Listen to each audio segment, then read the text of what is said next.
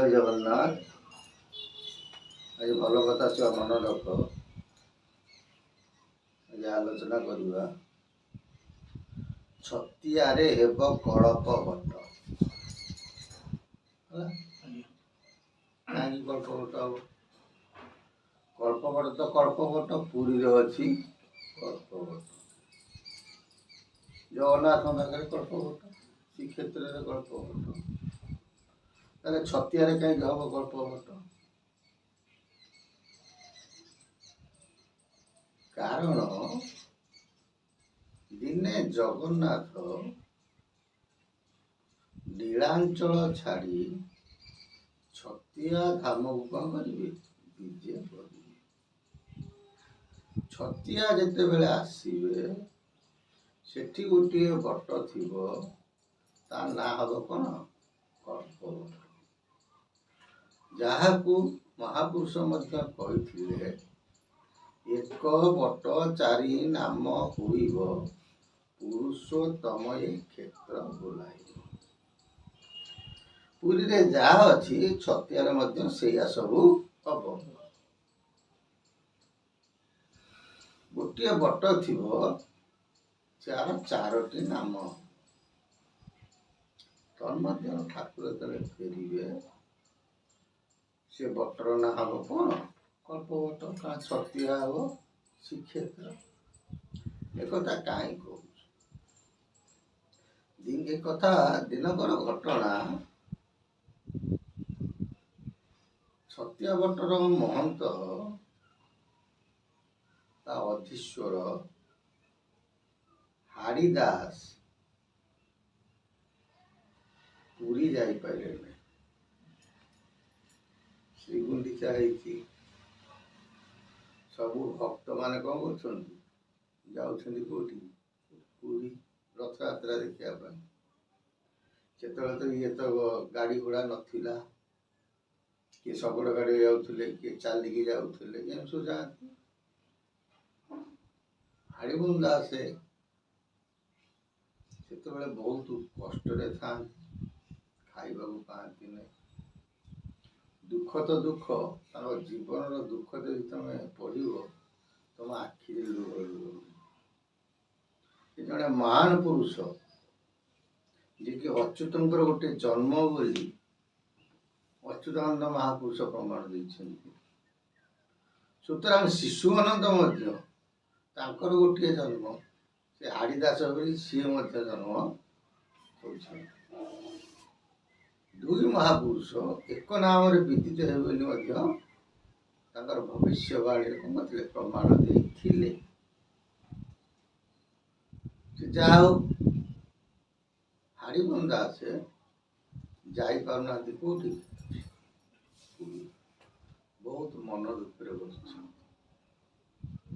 ମନ ଦୁଃଖରେ ବସିଲା ପରେ ନିଜକୁ ଧିକାର ଭାବିଛନ୍ତି, ନିଜକୁ ହୀନ ଭାବିଛନ୍ତି, ନିଜକୁ ନଗ୍ନ ଭାବିଛନ୍ତି, ନିଜକୁ ନ୍ୟୁନତା ଭାବିଛନ୍ତି। ହେ ପ୍ରଭୁ, ତୁମେ ଯଦି ମୋର ସ୍ରଷ୍ଟା, ଏତେ ଭକ୍ତ ତୋ ପାଖକୁ ଯାଉଛନ୍ତି, ମୁଁ କଣ ତ ଭକ୍ତରେ ଗଣା ନୁହେଁ? ଯାଇପାରୁନାହିଁ। ତେଣୁ ମୁଁ ଦିନେ ନା ଦିନେ ତତେ ଏଠିକି ଆଣିବି, ବା ତୁମେ ଦିନେ ନା ଦିନେ କଣ ହବ? ମୋ ପାଖକୁ ଆସିବ, ଆଉ ମୋ କ୍ଷେତ୍ର ଦିନେ ଶ୍ରୀକ୍ଷେତ୍ରରେ ପରିଣତ ହବ। ଏବଂ ଏଇ ଛତିଆ ଗ୍ରାମରେ ଏଇ ଯୋଉ ବଟ, ଏ ବଟ ଦିନେ କଳ୍ପ ବଟ ନାମରେ କଣ ହବ? ବିଦିତ ହେବ। ତେଣୁ ସେ ସମୟ କେତେବେଳେ, କଣ ହାଡ଼ିଗୁଣ୍ଡା ଦାସେ କହୁଛନ୍ତି? ବୁଝିହଉଛି ନା? ଆଜି ହାଡ଼ିଗୁଣ୍ଡା ଦାସଙ୍କର ଲେଖା ଉପରେ ଆଲୋଚନା କରିବା। ହାଡ଼ିଗୁଣ୍ଡା ଦାସ କହୁଛନ୍ତି, ତୁମ ରଥଯାତ୍ରା ଦେଖି ନ ପାରିଲି, ଦେବାରୁ ଦାରୁଣ ଦୁଃଖ, ଆହେ ପ୍ରଭୁ କଳାସି। ହେ ଜଗନ୍ନାଥ, ହେ ପରମ ବ୍ରହ୍ମ, हे परम स्रष्टा, हे अनंत, हे अव्यक्त, तुम मत एते दुख देछ जहा फल मु तुमर रथ यात्रा देखि पारिली नाही। केते केते महाभक्त मानकु कढ़ाऊ नेउछ पथ, मोते एते बेले यहा कराइल देखिबाकू असमर्थ। कारण छतिया पटे बाट थाए। हे प्रभु, तमे केते केते महाभक्त, तुम केड़े केड़े बड़ भक्त को तमे कढ़ाई नेउछ पथ, तमे पथ देखि से माने कौन कर मो आखि आगे नहीं जाउछ। मोते एते बेले यहा कराइल देखिबाकू असमर्थ। मत एते कष्ट देइछ, एते दुख देइछ, जहा फल मु तो तुमको देखिबाकू असमर्थ अटे, मु पुरी टिके जाई पारु नाही। जेबे निकट को ननेई गोसाई मने केउ कथा पांच। हे प्रभु, मते जदि तुमे तम पाख को ननेई पारुच, तमे कौन कपट करुच।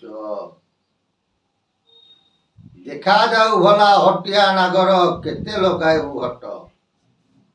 हे प्रभु, तमे दहल स्रष्टा, मु होउची भक्त, तुमे होउच कोन जंत्री, मु होउची जंत्र। तमे मते केते दुख दउछ दिय, मो मनरे टिके दुख नाही।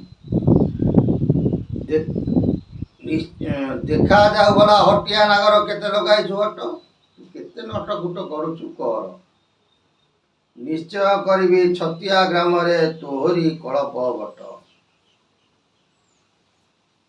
दिने ना दिने तुमको कथा दौची, तमे मते कष्ट दियो, श्रीक्षेत्र न नियो, किंतु मु दिने ना दिने कौन करी छतिया ग्राम रे कल्प बट करेबी। तुमे निश्चिंत मो पाखकू आसीब, मो क्षेत्र को आसीब। ये अमरारीपुर श्रीक्षेत्र रे कौन हम परिणत हेब। काल काल को ये कथा रखी रुआईबी, देखिबे संसार जने हाड़िया कमार बांट की भांजीब, सिहरी बोलिब जने। हे जगन्नाथ, हे चिन्मय असरंत शरण रक्षण महाबाहु, तमे निश्चिंत मो पुर को आसीब। काल काल को जुग जुग को ये कथा रहिब। संसार जन माने जानिबे जे आज हाड़िया कमार कौन जो कथा कही सत्य रे परिणत होइछि। आउ हाड़िया कमार आंट करिछि, निश्चिंत तमे कौन हब मो पुर को आसीब। देख ये गर्व करी मोर छुआ मन रख, हाड़ीबंदा से गर्व करी कहना भक्त आ भगवान जो लावण्य भाव, जो श्रद्धा भाव सी कौन। शिवस्व बामन गला नारायण पद को कौन कला, हृदय को पदाघात कला। नारायण को रागी थे उल्टी पद कौन कले आलिंगन कले, लक्ष्मी पछे रागी गले। भक्त भगवान कि संपर्क। वर्तमान भक्त कथा बोल, तेणु ये जो कथा उपरे ठाकुर जेते बेले छतिया आसीबे सेते बेले पुरी रे कौन घटिबो पूर्व पुरुषे आलोचना करिबा। जय जगन्नाथ। प्रभु सदिच्छा पूर्ण हो। बोल आनंद कहा।